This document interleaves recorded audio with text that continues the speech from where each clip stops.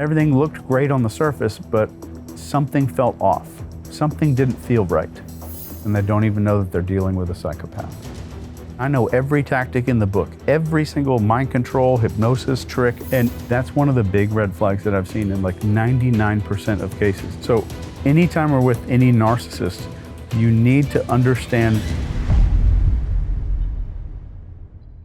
So Chase, as the #1 human behavior expert, you actually teach women how to spot a narcissist and screen for psychopaths on the first date. So what are the sneaky signs that we just keep missing?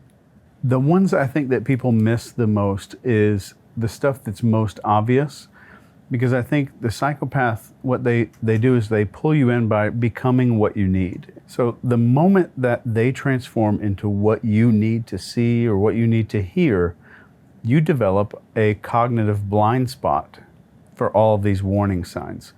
And that's the biggest thing that happens, that I'm talking to this person where it feels like we're having this great connection. When my brain says, I like this person, then it leads to I trust this person. So our brain, if we're not careful, starts to ignore some of those things. So one of the most powerful questions that anybody, especially women, could ever ask is, what is the biggest thing you learned about yourself during that time? So working at a stressful job, a past relationship, going through anything stressful, some kind of conflict in somebody's life. You ask that one question, like, what's the biggest lesson that you learned about yourself during that? And when you have narcissists, and all psychopaths are narcissists, but not all narcissists are psychopaths. Mm-hmm. But you'll get a response from that person where it's typically blaming. Nothing was wrong with them. They didn't really need to learn anything about themselves. They didn't need to develop anything. They didn't need to grow. So you'll hear a lot of answers like that. So you're going to hear on the red flag side, you're going to hear, I learned not to trust people so quickly. I learned not to get involved with this type of person. I learned that people can't be trusted. I learned that you get hurt no matter what. And on the other side, you'll hear people, like on the healthier side, you'll hear people say, well, I definitely learned that I need to be more open. I kind of concealed everything, and I was too controlling. And you'll hear admissions that are honest and genuine and forthcoming. So that one question is super powerful. And the second thing to look out for. Can I ask you one follow-up question before we go into the second thing? Because this is super important. What's the difference between someone answering like that who's a narcissist or a psychopath compared to someone that's just wildly insecure and they can't take personal ownership? That's a beautiful follow-up question. So when you have somebody that has like a lot of self-consciousness and insecurities and things like that, they're going to start to answer that question in a way that looks reserved. You're going to see body language movements that are like incomplete, like they'll reach for a drink and it'll have little tiny pauses in it. So this is called like an unfinished movements. Like you'll see a lot of that. You'll see hesitation and reservation in their behavior. So they'll stop a little too long to think, or they'll worry about how they're being perceived with the answer. So the person who's a little bit insecure about what they're saying, you'll see their head go down, the shoulders come up a little bit. We call this turtling in body language. So anytime somebody's experiencing fear, the #1 thing that your body does is protect arteries. So like you'll see this bone right here, the humerus, will come closer in to protect this brachial artery. The shoulders will come up a little bit more. The hands will kind of come around this stomach that doesn't have any bones in front of it. I think if you just watch the person, you don't have to study body language at all. Does their body start to become more closed as you ask that question? And that's the way that you would spot somebody with some insecurities. Amazing. Thank you. That's so specific. Okay. Yeah. So sorry to interrupt you. The second part? So the second thing to look out for is, and this is especially true with narcissists, they will very rarely have local friends. Their friends are out of town, they're in another state, they're in another city, they live in another country, and all of their friends are weirdly out of town or they live somewhere else. That's one of the big red flags that I've seen in like 99% of cases. Wow. And I've interviewed a lot of people about this stuff. And is that just because they can't maintain close friendships? Is that the indicator?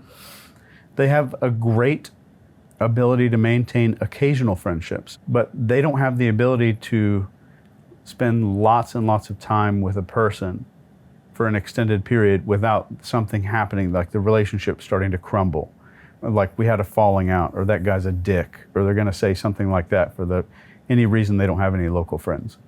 But if they're faking it, they're going to run out of steam. They're going to run out of gas at the 2-3 hour mark, and you're going to start seeing little cracks in that facade that person's trying to present. So what do the cracks look like? The cracks look like I'm seeing a steady behavior, I'm seeing good posture, I'm seeing good eye contact, their movements are fluid, and then all of a sudden I'm starting to see a lack of facial expressions. I'm seeing them, instead of breathing into their stomach, they're breathing into their chest. I'm seeing stress increase because their actions are not demonstrative, they are performative.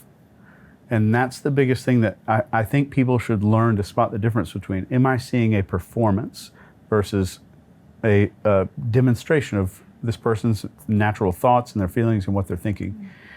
And I'll say, maybe this is a random number 3. If I have a conversation with somebody, we're at a restaurant, we're at a bar, and I've met someone new, and I just feel fantastic.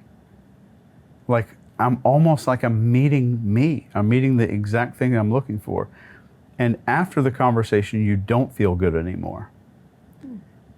That's the biggest sign, is how you feel inside after the conversation stops. And if I have a genuine conversation with a genuine person who's not manipulating me, I'm going to keep feeling good after that conversation, because that's rooted in serotonin and oxytocin, all these connection chemicals. If I instantly feel this crash after a conversation, that conversation was rooted in dopamine. So that person was able to find all of these little triggers.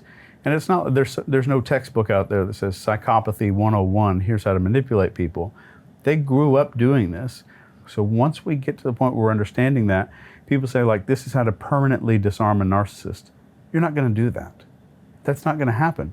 These are lifelong patterns of behavior that take a lot to overcome. You're so freaking good at identifying the small little things that people don't even realize they're giving off. And there's a video where you were on a Zoom call with a friend watching him talk to his girlfriend, I believe. And after the call, after like 4 seconds, you went, she's lying. Yeah. So if you're looking for deception, you need to focus more on open-ended questions than closed-ended questions. Because you're not going to get a lot of body language out of somebody going, nope. That's tough. So what I told them to ask her was, tell me about last night. So that, and again, that's not even a question. And it makes it less of an interrogation, because you're like, oh, tell me about last night. What all happened?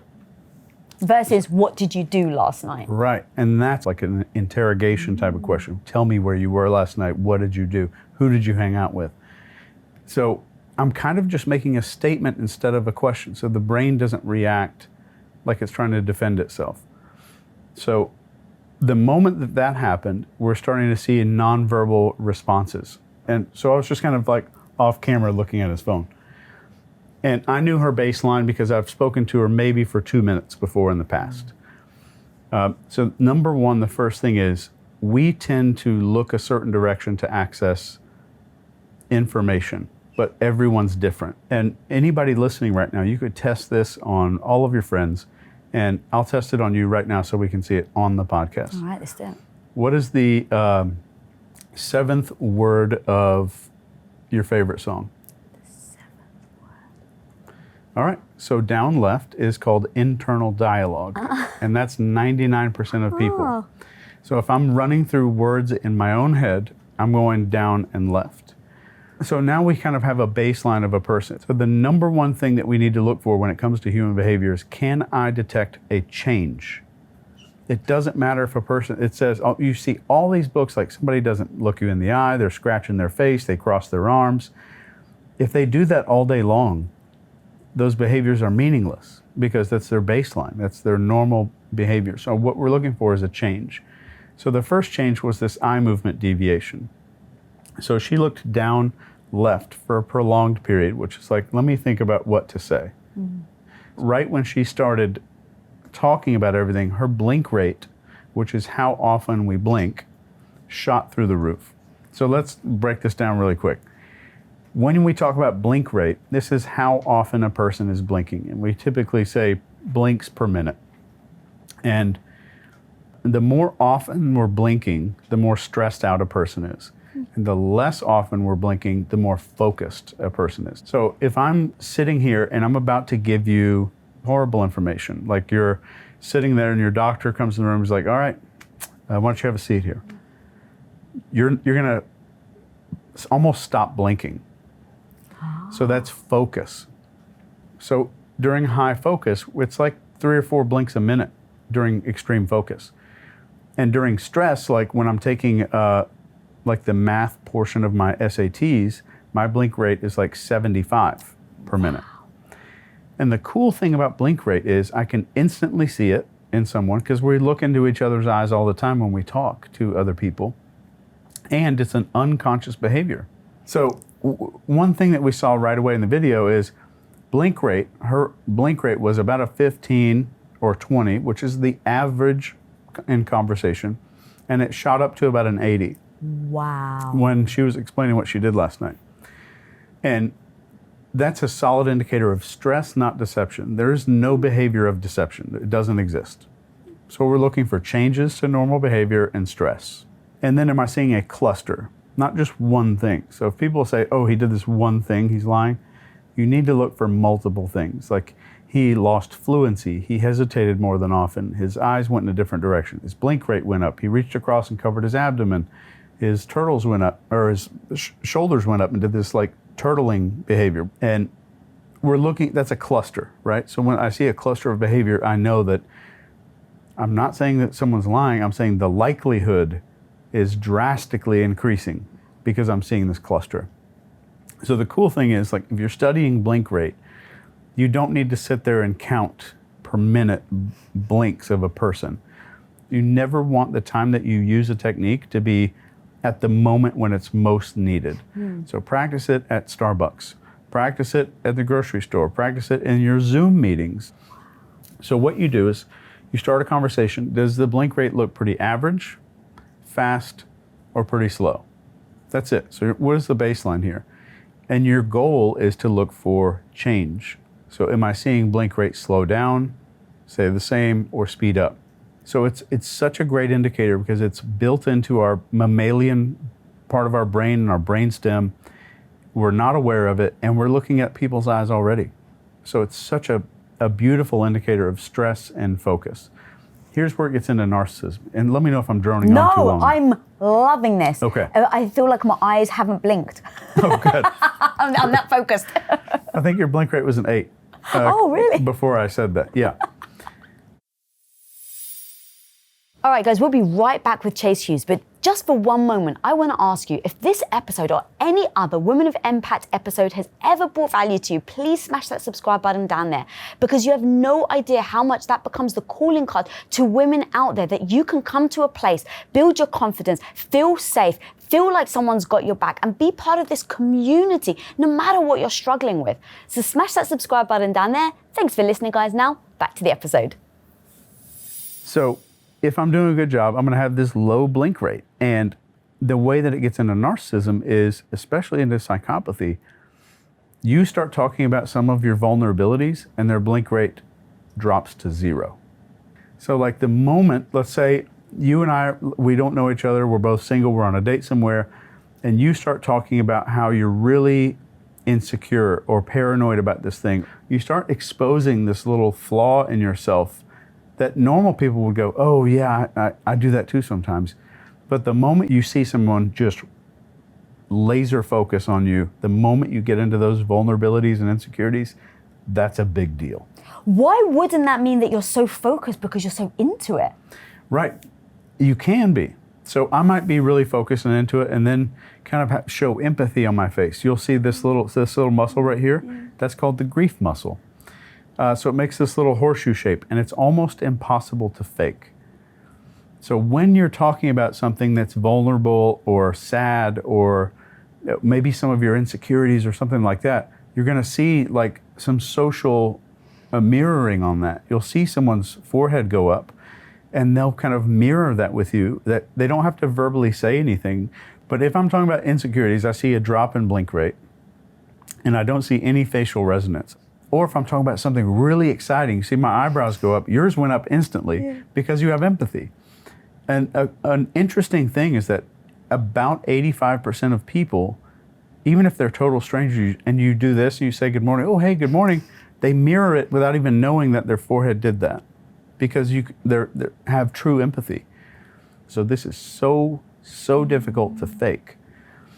And then you're seeing a lack of that when you're talking about something that's vulnerable or sad or anything like that, and you're not seeing that kind of like that empathetic look on somebody's face, like, God, I'm so sorry that you're going through that. Those are very big indicators, and they're like, I would say close to 100% of the time, you're gonna see a lack of affect. So that person is not empathetically affected by you saying something revealing or vulnerable about yourself, or like getting more open. And the other piece would be they become more focused. Like Lisa starts talking about her insecurities, vulnerabilities. That's my opportunity to learn how to control you. Makes complete sense. So that's very valuable information to me. So you're going to see blinks start to decrease. You're going to see a lack of recognition on the face. So I taught this group of women these like 10 things on how to spot narcissists on the first date. And one of the biggest ones, and we covered the top 5. And one of the top 5 was, if this person is talking about something vulnerable about themselves, psychopaths do not enjoy doing this. And they feel like it makes them feel or look weak or inept or vulnerable in some way. You're going to see their body start closing up while they're talking about being open, or they're pretending to be open verbally. They're physically closing off. You'll see their hands pull in. You'll see their arms draw back toward their body a little bit. You'll see them lean back a little bit, cover the abdomen. And mostly in men, you'll see this genital protection. So you'll see hand going from here, because you'll see in all these YouTube videos and all these body language articles, they show you these still images of someone crossing their arms. Every single time, that I would say for everyone watching this, every time you see a still image, don't ever let that sit in your head. Make it a movie, make it a little GIF, an animated thing, because you want to watch for change, right? So let's say the moment you ask me what I learned about myself in a stressful situation, and I'm like, yeah, I actually learned a whole lot about myself. So like my arms are coming in to protect, and I'm going into this like genital protective behavior. And verbally, I'm becoming very open. I might even have some forehead display and all of that, but everything else is kind of closing off. So it's also what we're seeing in this, like a manipulative style of behavior. Like you're seeing a fake openness and you're seeing a closed body, or a closing verb body. So the movement of becoming more closed. And it's the contradiction of the two. It's the combination of things together that make up an identification versus one thing in and of itself. Yes. So you want to look for those clusters as much as you can. Right, got it. Okay, in talking about that woman that you were witnessing, that after like 4 or 5 seconds, you're like, yeah, she's lying. There were other things that you said that you had identified that were also signals that were more verbal. So I believe it was something like she dropped the pronouns. Yeah. So when a person is being deceptive, they'll typically use less pronouns. So if I said, Lisa, what did you do last night? You'd probably walk me through, well, I had dinner, I watched a movie, if I checked some emails, washed my face, I got into bed, and I set my alarm clock and I went to sleep. If I ask somebody who's being deceptive, like let's say I asked some guy in an interview room, what did you do Wednesday night? And he says, well, left the office, checked some emails, left the office around 5, went to the liquor store, went home, played video games, went to bed. No pronouns. There's no I, there's no me, none of that. Dr. Pennebaker wrote a book called The Secret Life of Pronouns, and how they become absent when somebody's being more deceptive. But the CIA has been teaching this for a while. So you heard the pronouns drop, and that whole conversation, she was fluent, exactly like both of us are speaking right now, that she wasn't struggling for words. Everything just kind of came out naturally. And then he said, tell me about last night. What all happened last night? And she was like, well, then the pronouns went away, and she had what's called a hesitancy and a loss of verbal fluency. where she struggled for words, and because we don't really typically have to do that when it's truthful. Then we have chronology.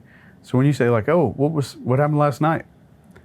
If the biggest thing that we did was we went to a giant rave, and it was like the hugest thing that we did last night. And somebody says, oh, what happened last night? You're going to say, we went to this rave. You're not going to say, well, I started getting ready at 5:15, then I did this, then I did this, then we drove to this rave, but before we did the rave, I got some gum. You're so right. You're not going to go into chronology. You're going to go into the biggest thing that happened, right?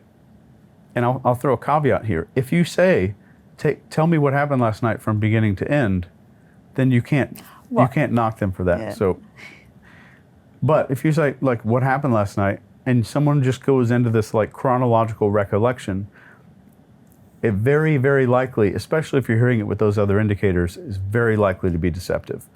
So just as an example, you have said the alphabet 50,000 times, maybe 100,000 times in your life. We struggle to tell it backwards because we rehearsed it forwards. So if you hear one of these chronological stories going forward like that, and they're not mentioning the big event first, like if you got in a car accident, God forbid, like yesterday, and I was like, Lisa, what's going on? What happened yesterday? And you're like, oh, I got in a car accident. You're not going to say, I woke up at 6:30, I brushed my teeth, and then kind of lead up into it. So if I hear chronology, I might say something like, so you said you went to bed at 9, and that's when you kind of drove home. Take me from there and walk me backwards. What happened before that? So no matter how many times you rehearse a story in the correct order, when someone asks you to kind of walk backwards, you really, really struggle. But if I asked you from right now when we sat down on these couches, what happened, and walking backwards to this morning when you woke up, you could do that. Because it actually happened. Because it's real. Oh. But if we have this chronological thing that's a rehearsed story that's not true, we really struggle to go backwards for. That's so good. The way you explained about the ABC as well, I totally get it. Yeah. So you're recalling on your memory, and that's why you can actually say it backwards, because it's memory versus a memorization. Yes. Very good. I'm going to actually steal that. Oh, go for it. Okay. Looks good on a Post-it note. Yeah, That's it does. great. My pleasure. Fascinating. Okay. I would be remiss not to ask. My audience will probably kill me if I don't. So you said you obviously teach women narcissists, and you say you usually go over the first 5. What are the first 5? I think we've covered 4. Okay. So far. The final one is a bait question. So this is something that is taken from Interrogation. And I'll give you the interrogation stuff first. Okay. So it'll be more fun. So in the interrogation, we use this thing called the punishment question. And the punishment question is, what do you think should happen to the person who did this? And the best example is when I did this with my children. I was on active duty in the military, and I come home from work one day, I'm in my like camouflage outfit, and I walk in, our living room carpet is like as white as the carpet in here. And there's a little carton of chocolate milk just sitting on its side in this big pool of chocolate milk on the carpet. And I said, guys, who knocked this milk over right here? And I looked at my son, I was like, William? And he said, nope. Charlotte? Nope. I was like, all right, William, kitchen, Charlotte, dining room. This is amazing. You're interrogating your kids. This is so good. Yeah. So I said, Charlotte, did you spill that milk in the living room? No. What should happen to the person that spilled that milk? She goes, spankings, grounded, no Xbox, can't go outside, no more electronics, can't play anymore. Just kind of goes on this huge list. Oh, she knows it's her brother just by that, right? Yeah. But I mean, even if these people don't know each other, you'll have a severe reaction and a soft one. So I went up to my son. I said, William, did you spill the milk in there? No. What should happen? What do you think I should do to the person who spilled that milk in the living room? And he goes, no more chocolate milk in the living room? With a question mark at the end. Oh. So it's just such a great question, and it's so powerful. And I'll give you one more interrogation technique that can apply in a lot of these dating scenarios too. when the scenario that I gave to this women's group was to automatically bring up the 800-pound gorilla, to bring it up and say, you know what, there's so many women out there that can get involved with manipulative psychopaths on the first date or in their dating life, and they don't even know that they're dealing with a psychopath. And you bring it up directly, and you watch exactly how that person starts to respond. Do they start breathing into their chest more? Does their blink rate start going up? And then the second part of this question that we talked to this group was, so in your opinion, I know these guys are out there, what do you think should happen to these people that are these manipulative guys that go on dates with these girls? That's where the question comes in. Mm-hmm. And you're going to reveal so much so fast just by asking a question like that. So in the interrogation room, it's what should happen to the person that did this? If they are that person, you're pulling all of that power out and you're letting them know that you may not be the right target or the right mark. But you're also watching, do they get nervous? Do they sit back? Do they get more defensive? Do they start blinking more often? Am I seeing all this stress come up in their body the moment that I put that elephant right out there on the table? Oh, that's so good. That's so good. It's these little things that I wouldn't even think about that end up, they do reveal who they are. And that's why thank you for sharing a lot of this. I think that these are moments where if we can really take these tools and implement them, it could potentially save either people's lives or just heartbreak. I mean, it can save so many women. So thank you. And to throw one more thing onto that is, I want you to take one of your friends who was involved with a narcissist and start talking about how he manipulated her right in front of this person. And watch how they react. Watch his behavior. And in most real people are gonna be like, that's disgusting. That's horrifying. And then some people will be like real quiet about it. You'll see their lips tighten up. And if you see lips squeezed together, every time that's withheld opinions. Every time. Think if you asked me Chase, how do you like your new job? And I'm like, oh, it's great. There's opinions being withheld, right? So be on the lookout for that, especially when you bring up those elephants in the room. And I would say when the interaction is beginning, be okay with openly talking about narcissism. Your friend got involved in it. It's not you. Don't talk about yourself. Your friend got involved with it. It was so horrible. It's so hard to detect these people. And if they go, yeah, it's disgusting, I hate that behavior, which a narcissist can do, then you go, what do you think should happen to that kind of person? So it leads into that question. That was amazing. The more sensitive information you need, the less questions we need to be asking. So the first type of elicitation is a provocative statement. And this is any statement that elicits a response. So when we use statements, the brain feels like it's voluntarily giving the information not in response to a question, so that the information is something that naturally comes up and it doesn't feel like they're engaged in anything where something is being revealed. That's taboo, right? And this is used to get secrets from other country intelligence officers and stuff like that. It's very effective. And this will typically start with the words so or I bet. So somebody says they are an accountant, you say, I bet that has got to be stressful. I didn't ask a question. He's going to talk about the stress, the stuff they deal with. And then right after he's done, yeah, blah, blah, blah, blah. And then at the end of that, I'll say, wow, that is remarkable how you just put up with that day in and day out. There's got to be something rewarding about it, though. I didn't ask a question. So now they're going to double down on the negativity. Their boss is an asshole. They're going to keep going into that. And then let's say we're continuing to use elicitation, and I want more data to just keep flowing out. Now I'll switch over to disbelief. And they say, it's this bad and this bad. My manager's a dickhead. Oh, I got to do all this stuff. And I'm like, there is no possible way that your job is that bad. It's got to be because I've talked to people who work for that same company before, and they seem like they really enjoy what they do. That's it. That's all I have to say. And that's disbelief. It's not I'm calling somebody a liar, but I'm saying there's no way it's that stressful. I've talked to some people that work at that company. It's like, oh my God, you have no idea. And you're going to hear more information come out. And so in a persuasion scenario, I'm using this technique to make your brain think that you're talking to a friend, because if I get them to complain or I get them to start giving up information, your brain now says, oh, he is a friend, like he is connected to him. So we've gone from a provocative statement to a little bit of disbelief, and then we have something called triggering the need to correct the record, which comes after that.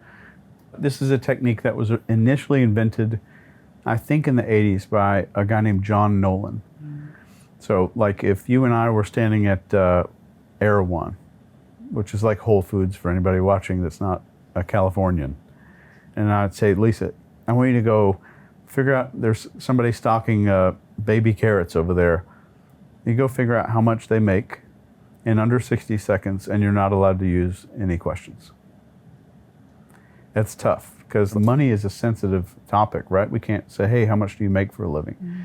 But what if you went up to that person who's stocking these baby carrots and you asked for help, and on the way you said, I can't remember where it was, but I saw this article that said everybody who works at Erewhon just got bumped up to $28 an hour. That is fantastic. I'm really glad that you guys are doing that. And they look at you like, what? Everybody here makes 19 unless you're a manager, unless you're whatever. So you've got the information that you need. So that's called triggering a need to correct the record.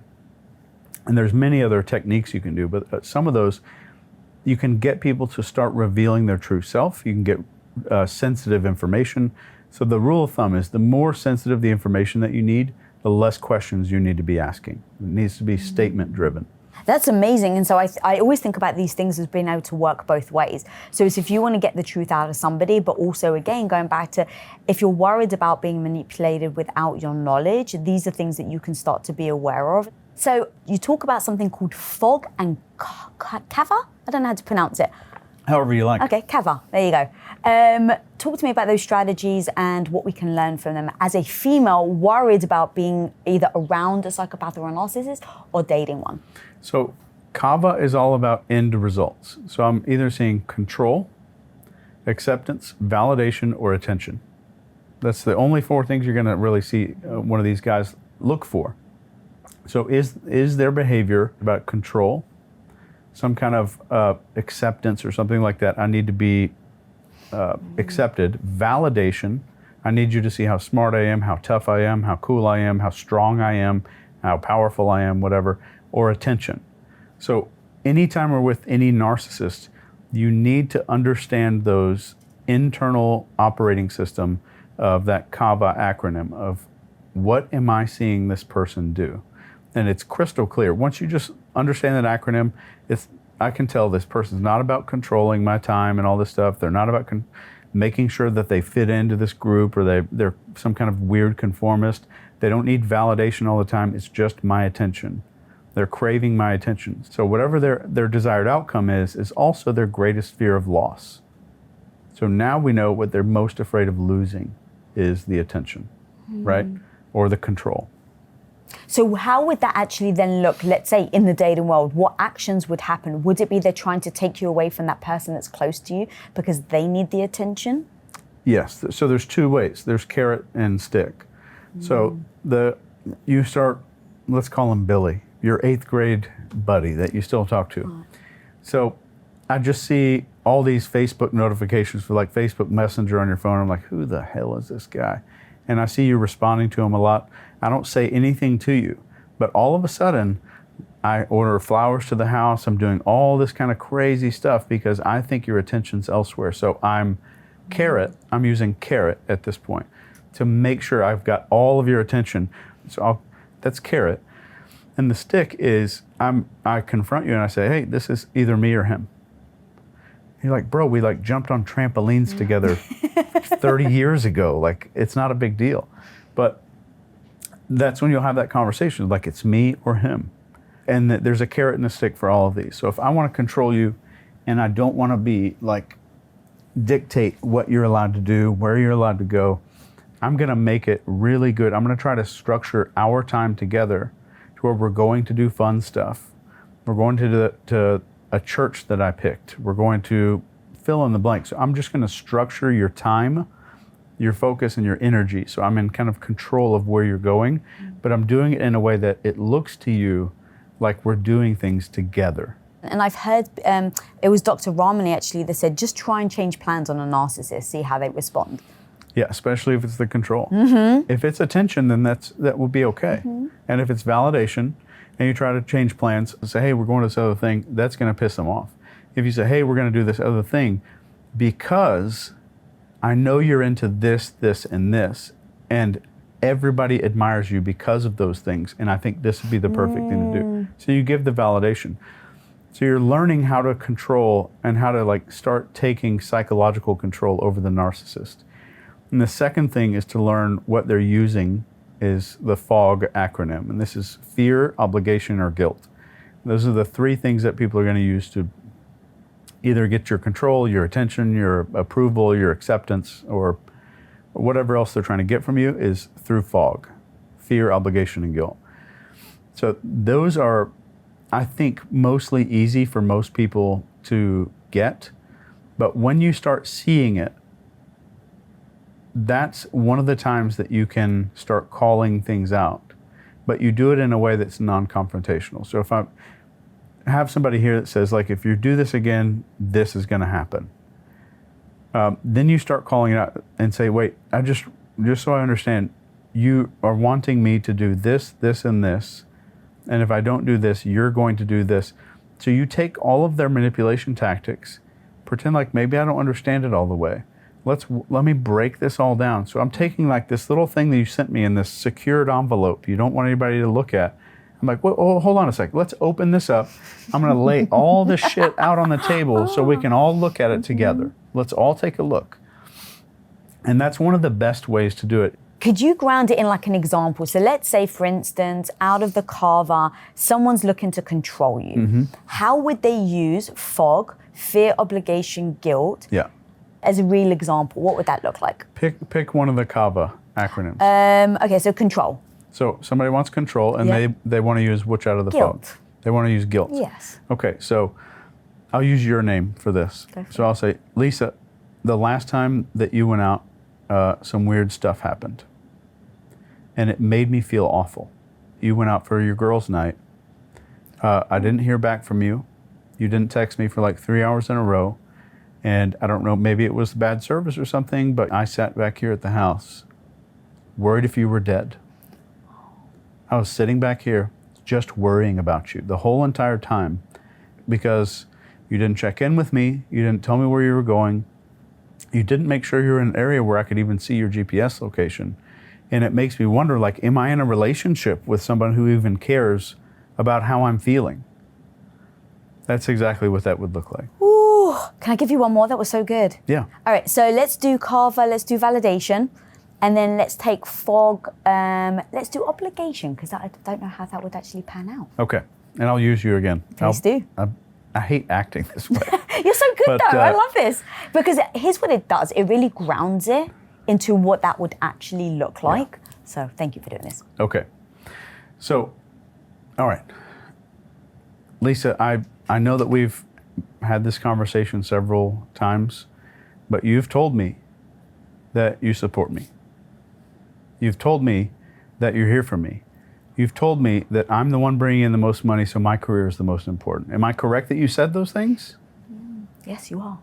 I mean, we both agreed on this, and I'm not trying to like manipulate you or anything, but I'm going to work every single day.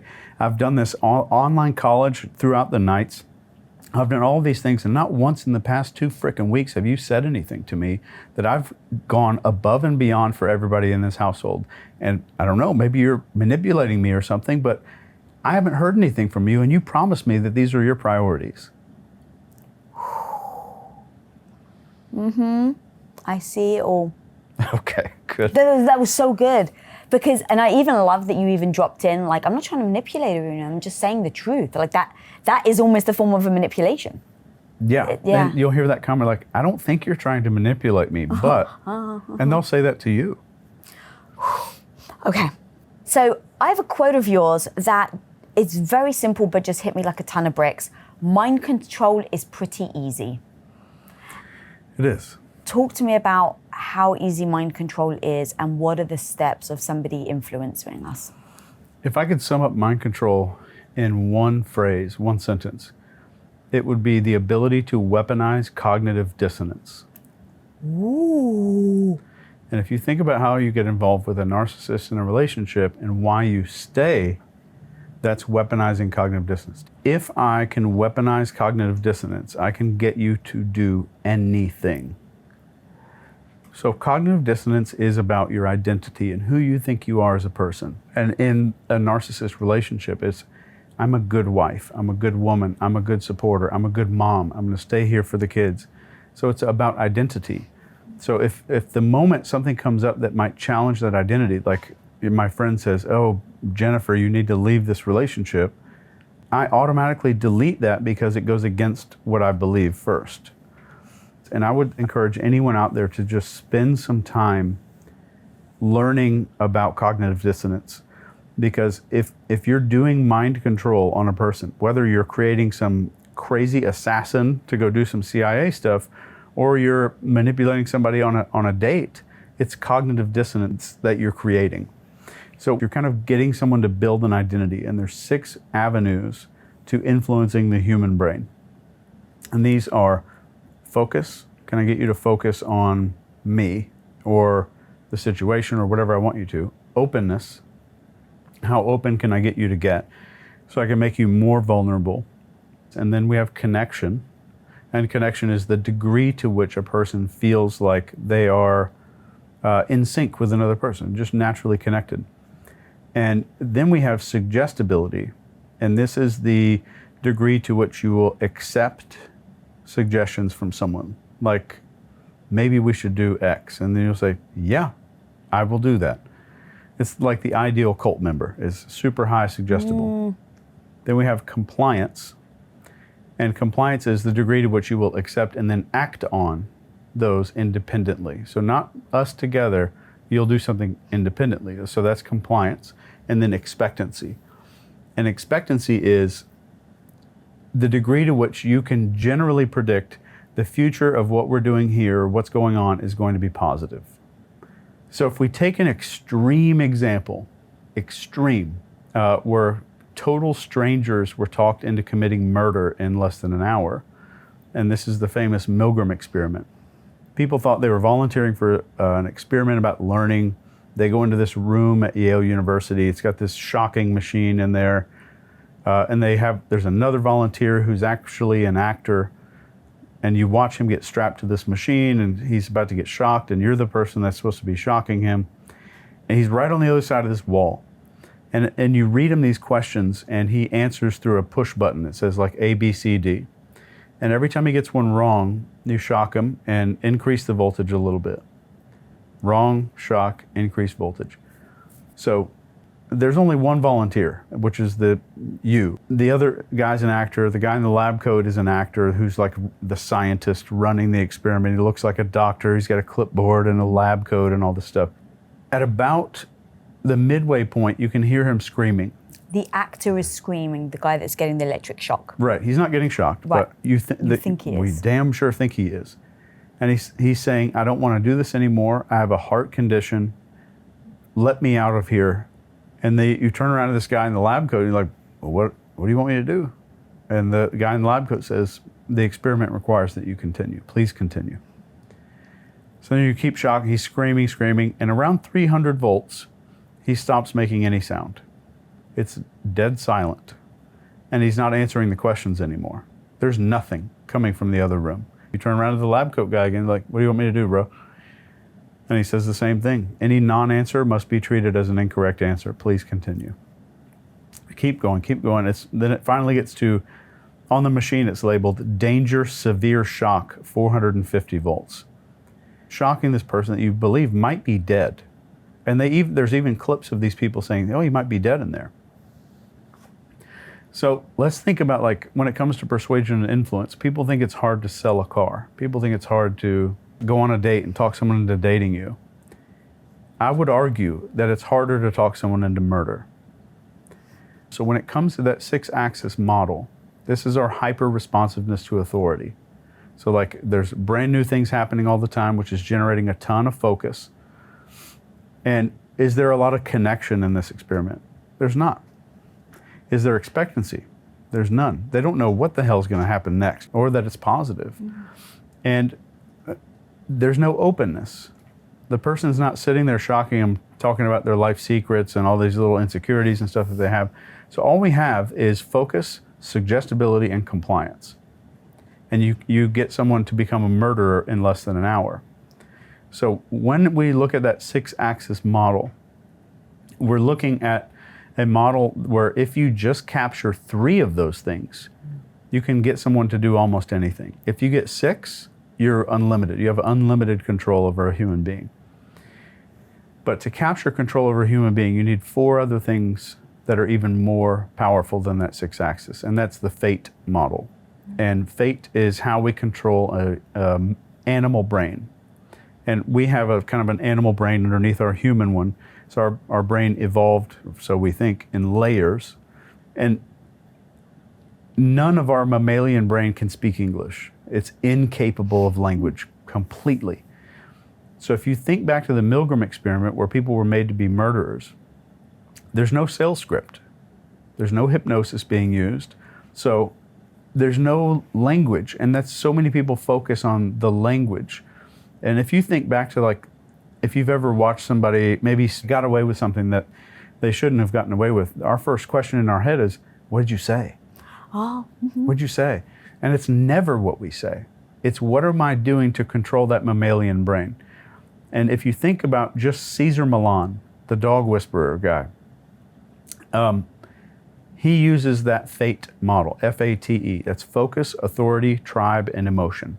This is the 4 ways to control an animal. If you get them all together, you have full control over the animal. If you control the animal, you control the human. So focus, then we know focus is generated through novelty.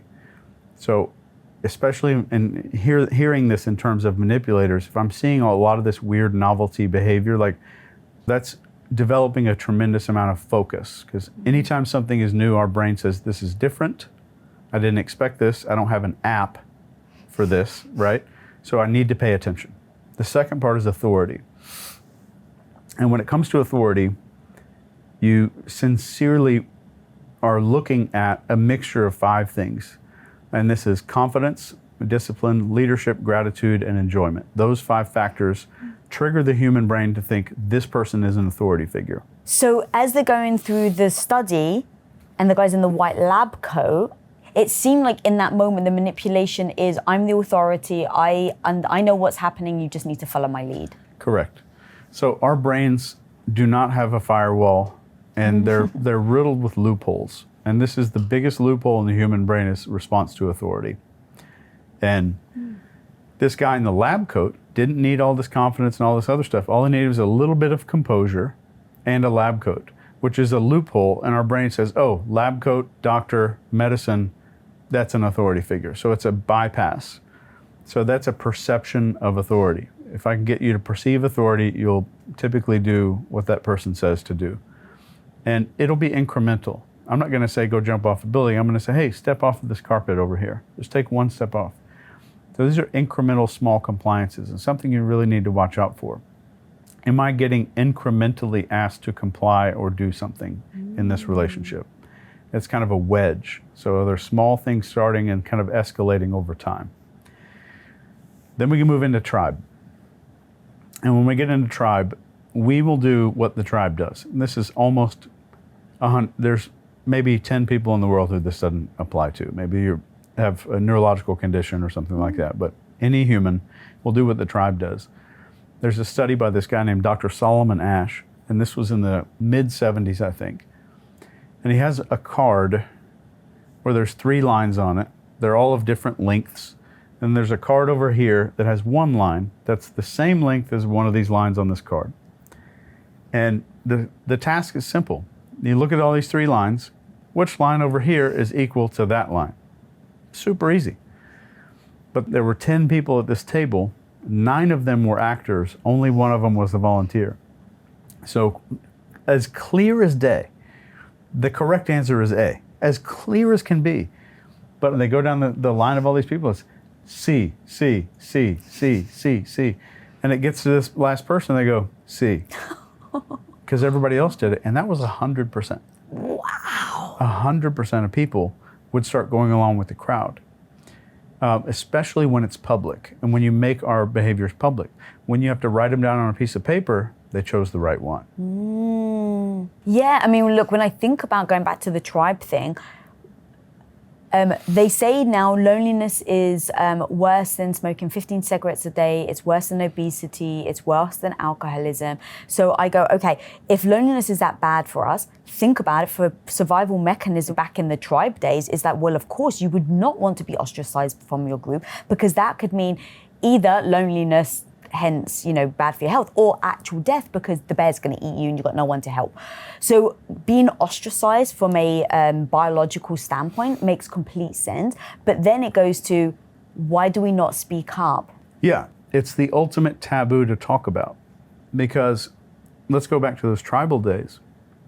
If I'm outcast from my tribe, who do I tell? So we're not allowed to talk about loneliness, and there's an epidemic of loneliness right now. And the number one thing that everybody should take from this is technology has outpaced our brain's ability to adapt. So like if you think that, like if you're scrolling Instagram, TikTok, or whatever during the day, anybody that believes their brain is immune to a $1 trillion computer is a moron. I don't think I'm immune, and I know every tactic in the book, every single mind control, hypnosis trick, everything you could ever find, I've got it. And I'm terrified of social media. I'm not immune to it. And it's an artificial placebo for tribe, but it doesn't give the brain fulfillment. It gives the brain this little weird placebo effect top layer without fulfilling any part of the Maslow's hierarchy of needs. And I'm a big believer in Maslow's pyramid.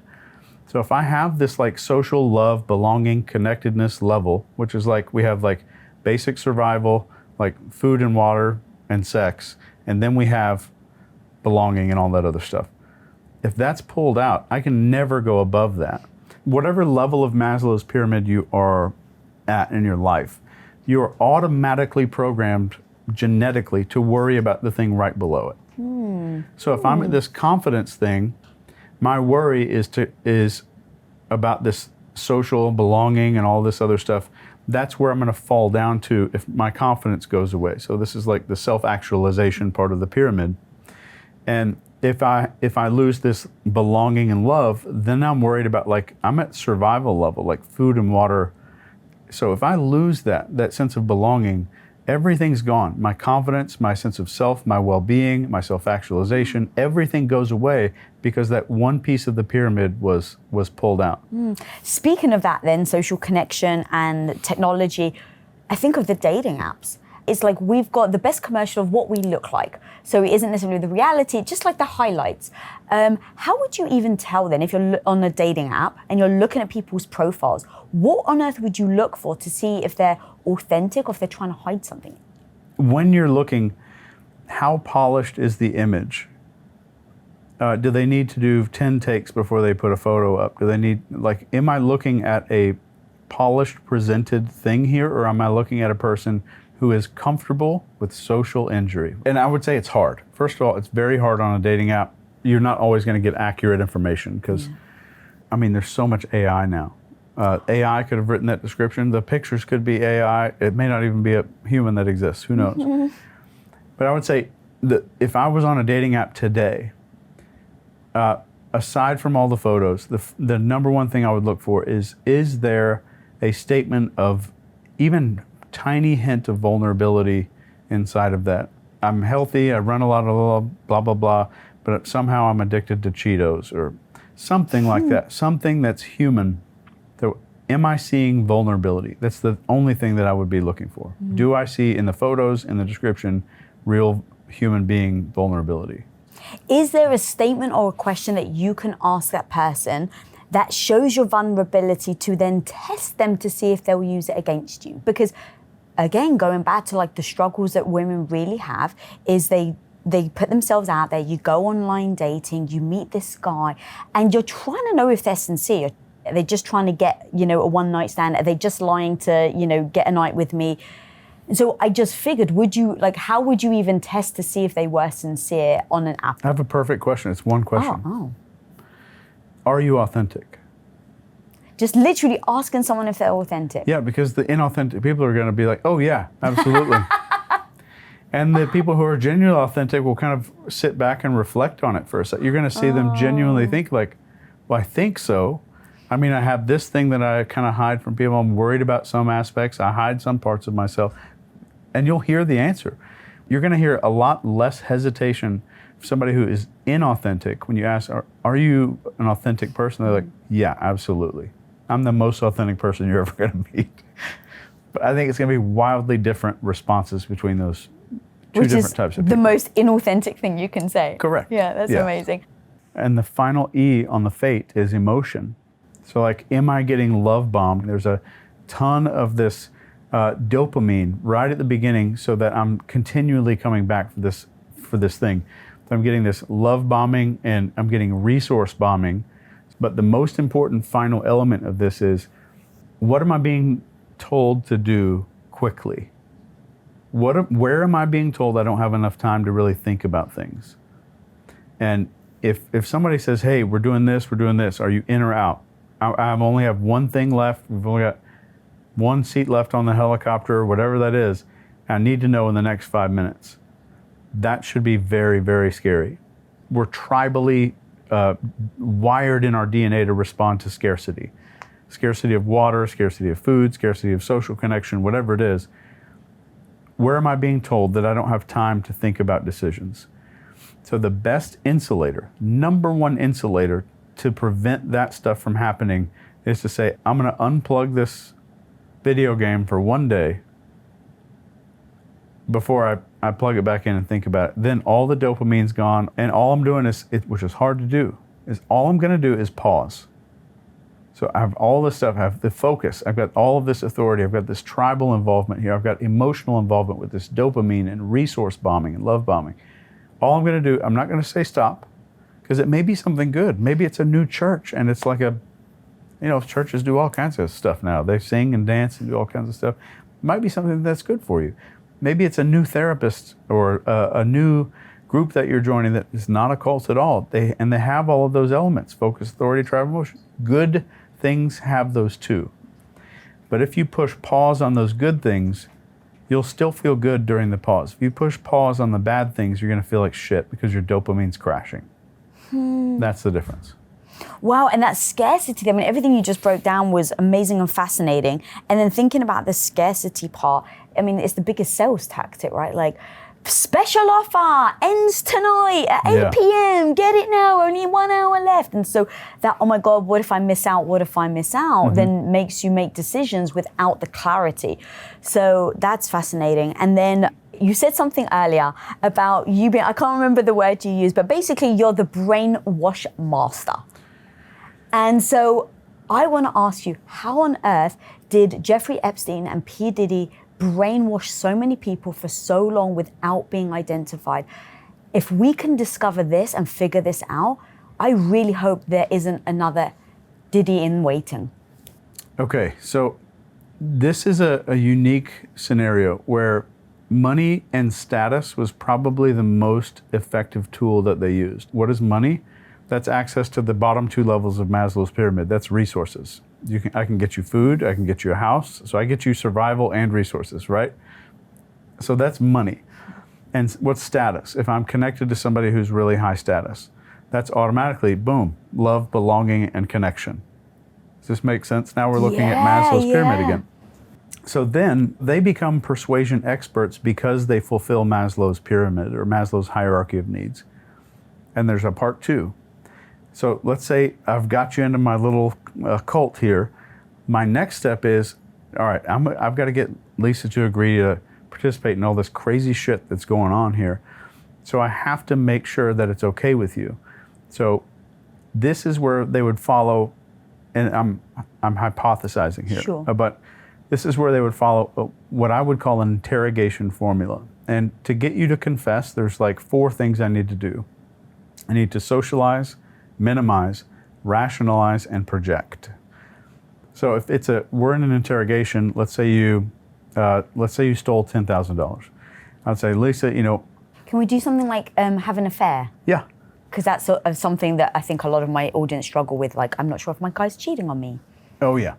So let's go through socialize, minimize, rationalize, and project again. So like, this, I think a lot of people would understand. And anybody looking from the outside, this would make perfect sense. And it does make perfect sense because we haven't been intimate in a very long time. And you're a man, you need intimacy. So that's socialize, rationalize, then we minimize. And in all reality, it was just a night with some girl. It wasn't a big deal. This is not a big deal. People go through really big problems in relationships. This is not a huge thing. Now project. Now it's not, project is when it's not your fault. So at the end of the day, this makes sense. And this is not your fault. I brought this on you. I knew that you were a man. I knew you had needs and I knew you needed to fulfill those and I chose not to do it. So John, all I'm really asking here is this something you've been doing for like 10 years or is this like you've made a mistake? So that's called the alternative question. So like, let's say you took $10,000, I would say, were you stealing this for human trafficking? Or, and I'm exaggerating here. Sure, of course. Were you stealing this to fund human trafficking or were you trying to pay your aunt's chemotherapy bills? Because I think you are a good person. So at the end, that alternative question is, all I want to know is like, has this been happening for years or is this just a little mistake that you made? So if it was a mistake, then we can get through this and we can get past it. You're not saying I'm not going to break up with you. You're not making promises, nothing like that. You can say we can move past it. We can get through it, which is meaningless, but it helps the person to be more vulnerable and saying, okay, yeah, I haven't been doing this for years. I promise I haven't been doing this for years. It was just a one-time mistake. So it's that socialize, minimize, rationalize, project, and then that alternative question. Is it this bad thing, or did you just make a mistake? And that is the best way to get somebody to confess. Wow. So back to Epstein. So now I have to use those same techniques to make you think that it's okay. So, and this is a cult doing the same thing. So now you come in here. Thank you, by the way, for calling them cult. I think it's really important. I think they are It is a cult. Yeah, and not all cults are bad. I was in the U.S. military, which is very much. Oh, you'd call the U.S. military a cult? Huh. Yeah, well, I mean, when you join this organization, they shave your head.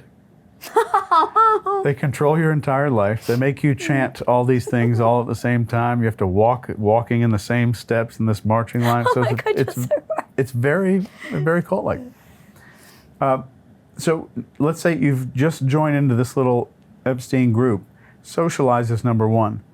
I have to convince you that lots of people are doing this. Look at all these people that are doing this. These are powerful people, so I'm using authority, that are doing this. These are rich people. Everybody is sane here, and this is okay. It's socially okay.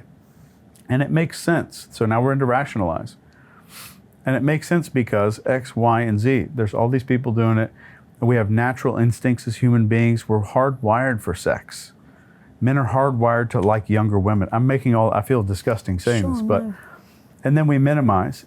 And in reality, they're old enough to consent, and these people are old enough to make their own decisions, and it's not a big deal. We're just having fun for like 30 minutes, and everybody's enjoying it. That's minimize. And then project. And it's not your fault. It's programmed into human DNA. Everybody has these feelings. It's just a few people that are brave enough to act on them. So I'm socializing it, I'm rationalizing it, minimizing it, and projecting so you don't feel at blame. And in reality, the projection may be onto Epstein himself. We're like, well, Epstein invited me here. Epstein gave me alcohol. Epstein introduced me to this girl. Epstein said, hey, go get a massage. Go into this other room. So that final part of projection may not be some verbal thing that happens. It may just be like, I'm kind of an agent. I'm acting on behalf of. I'm doing this because something happened.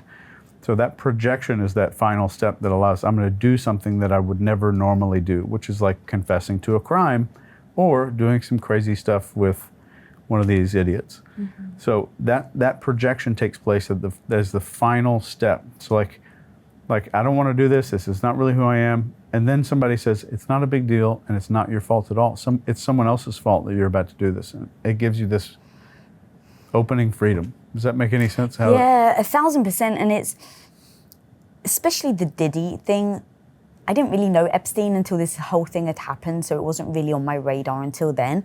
But I grew up listening to Diddy. I grew up listening to all of his music and idolizing him. And at 18 years old, if I came to America and I was invited to a P. Diddy party, I would have gone. If I was invited to the back room of a P. Diddy party, I would have gone. And so thinking about how a lot of women are impressionable and how people use that against us and how that becomes the big trap. So that's one of the things I'm always trying to grasp at, because I really do fear there's a P. Diddy in waiting. Because we went from Harvey Weinstein to Epstein to Diddy. Like, it feels like there's a lot of powerful, I hate to say it, but a lot of powerful men that are using money and power for nefarious reasons. And so I can't impact or make a guy not do it, but I can hopefully try and teach and bring on people that can start to shine a light on the traps that we get into. I mean, you hear some of these stories, it shapes the women for the rest of their lives. One of the women that was on like Making of the Band, you see a video of her when she first meets Diddy. She looks so sweet and innocent, and then you see a video of her now, admits she's just fucked up. Yeah. And that type of impact on so many different women, I really want to put a stop to it. So grasping out what are the things that they're looking for, how do we get trapped, and then how does it get hidden for so long? Like, those are the things that I'm really trying to figure out, so that hopefully each way we can try and stop these people from doing it. Yeah, the reason that it gets hidden for so long is that it goes back to what we've been talking about. In every scenario, this always comes back. It's a fear of social injury. My tapes are going to be released. Someone's going to expose me. All my secrets are going to be there. So that's Maslow's pyramid. It's going to delete that level, and everything above it disappears once that level goes away. And in reality, what people need to do, especially young girls, I have a daughter who's 17, and you need to think, am I being influenced by authority? Am I seeing authority or a good person? Because especially for the female brain, it's hardwired to respond to like male authority, like tribal leader status. And that bypasses a lot of your critical abilities of like, is this good for me? Is this the right thing to do? Should I be doing this? Is it healthy? Authority trumps a lot of that. And so anytime you start programming your kids, and I would say this to moms and dads everywhere, this starts when they're 4, this starts when they're 3, and they go to the doctor, and your behavior around that doctor will dictate how they behave around authority. Will you tell your kid, like, that doctor is your employee, you're in charge of the doctor, you tell the doctor what to do, you tell the doctor the problems, the doctor works for you. I'm not telling my kid to be a dick, we're still respectful, we say Mr., Mrs., yes ma'am, yes sir. But you're in charge of that doctor. So we start teaching early on, recognize the difference between authority and perceived authority. Those two things. It's the biggest thing we can teach our kids. It's the biggest thing I could ever pass on to, especially young girls that are watching your podcast. So recognize the authority. Where is my focus being trapped? So like, is someone saying, don't go out anymore, don't go to that place anymore, you need to hang out with us for 1 straight week. So I need when is someone trying to narrow down my level of focus and attention? It's being narrowed on something, then there's an authority figure, and what's the final element? It's the tribe. And now it's everybody's doing this is socially acceptable. I'm seeing lots of people agree with this. I'm seeing lots of other people comply. So it's just like the lines experiment where which line is here, which line is there, and everybody's saying this. I'll say something that defies reality just because other people did the same thing. That's fascinating. And then one other thing I think is a lot of us women have been taught to not listen to our gut intuition. And we just see what the expert says. We don't necessarily tap in. We just go, well, they're the expert, they must know.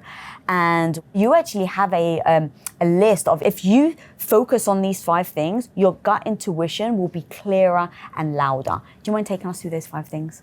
So Managing and being completely in charge of your environment is step number one. And this is everything about you. So like if you go out and you want to look like you've got your shit together, you need to have your shit together. It makes so much difference in our psychology and how much control we have over ourselves and the world around us. If I want control of me, that starts with where I spend my time. Do I pick up after myself? Do I put the toothbrush back where it's supposed to go? And then the time. The number one thing about time, and I could go on for 2 hours about time management and all that, but is our whole lives people tell us to spend time. And we use the phrase spend time, but no one teaches us the difference between spending time and investing it. So a lot of people don't ever learn the difference between spending and investing time. Then we have appearance. And appearance is how I move, how I walk, how I carry myself. And if I find myself moving faster than I should in social situations, I'm becoming more suggestible because my fear levels are increasing. This could be social anxiety, it could be anything. When we see the body speed up in these processes, we see these rapid movements, we're seeing increase of fear, which makes you more suggestible, which means you'll be hyper responsive to authority and tribe. Because like if I'm really scared, what am I gonna do? I'm gonna do what everybody else is doing. So I'm gonna respond to the tribe. So environment, time, appearance, and we're naturally wired, especially women will kind of compare themselves to other women all the time.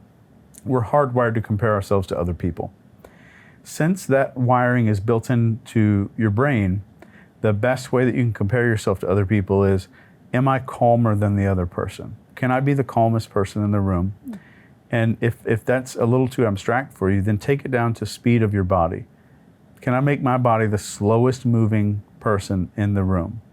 To where all of my movements are slow, deliberate, careful, and I'm slower than the other person.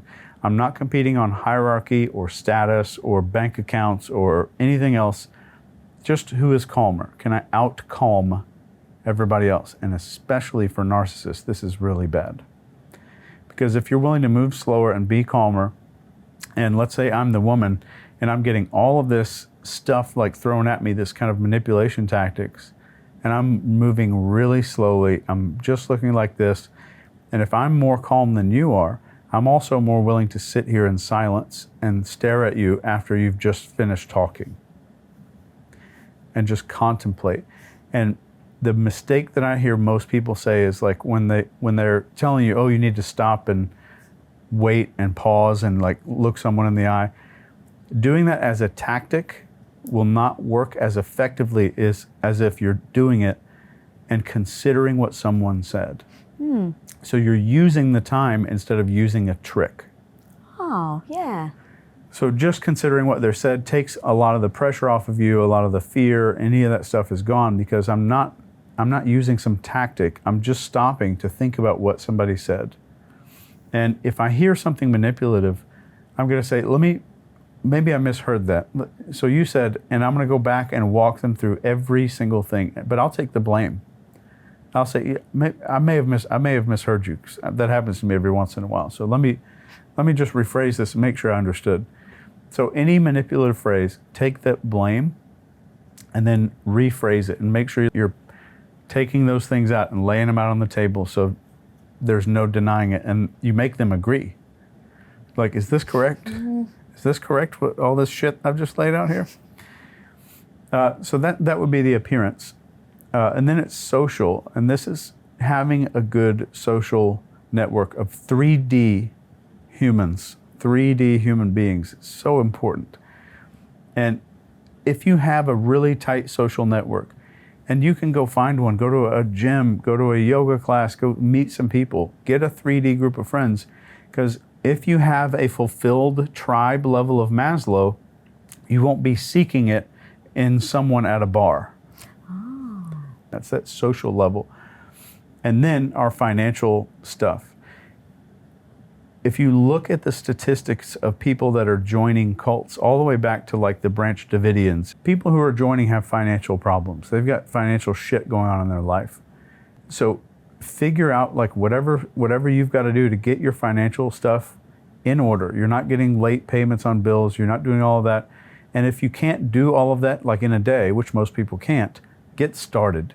Do one thing, and that's going to take that ease off of your mind to where you're worried about resources on that bottom level of Maslow's pyramid. Because if I'm worried about that, I can use that to manipulate the shit out of you. It makes you more vulnerable to influence because you're viewing yourself as faking it when you're trying to look successful, or you're viewing yourself as not enough, I'm not good enough.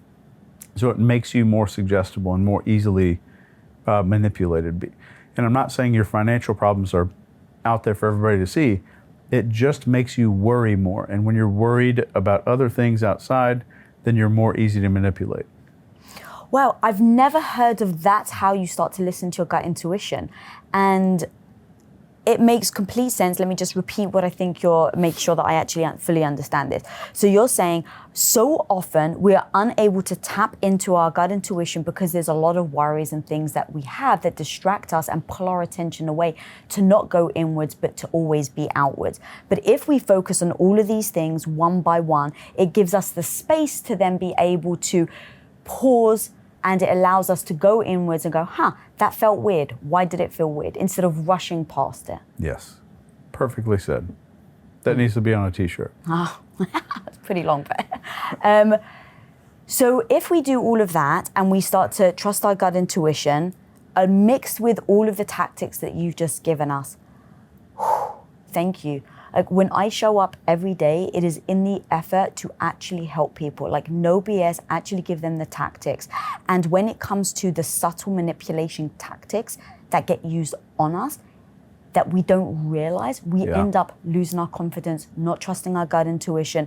And unfortunately, that often can lead to toxicity in a relationship. And I've just done a lot of interviews with criminal psychologists and things like that, where you see it unfortunately go to coercive control, to stalking, to murder. Yeah. So, Chase, thank you so much for coming on. Thanks, Where can people find you, all the amazing work and your book and everything that you're up to? Just NCI, which is the system that we teach, like N for November, ci.university. We'll put a link. And so any socials? You're on YouTube? I'm on YouTube. There you go. He's on YouTube. Thanks, Lisa. Guys, like I just said, it is so important that we women take the ownership to learn these things. It isn't our fault that we weren't taught it. It isn't our fault that maybe we've been trapped before in past relationships because we didn't know any better. That isn't our fault. But let's ideally start taking the steps that it will need for us to learn this stuff so that we can spread it to our friends, spread it to our daughters, spread it to our sisters, our mothers, anybody out there that could be susceptible to getting themselves trapped in any scenario, whether it's with a narcissist all the way to a psychopath. So guys, thank you so much for watching. Please do go follow Chase. And if you're not following me, click that follow button down there. Until next time, guys, be the hero of your own life. Peace. And ignore the fact that you pointed at me when she said psychopath. No, did I say Chase when I pointed at you? I meant this way, guys. Think that you can spot a psychopath? Well, click here and learn about the 20 red flags that will make you question the man lying next to you. The art of manipulation is someone making you do things and you don't even realize you're doing it. When someone's being gaslit by an expert manipulator, they don't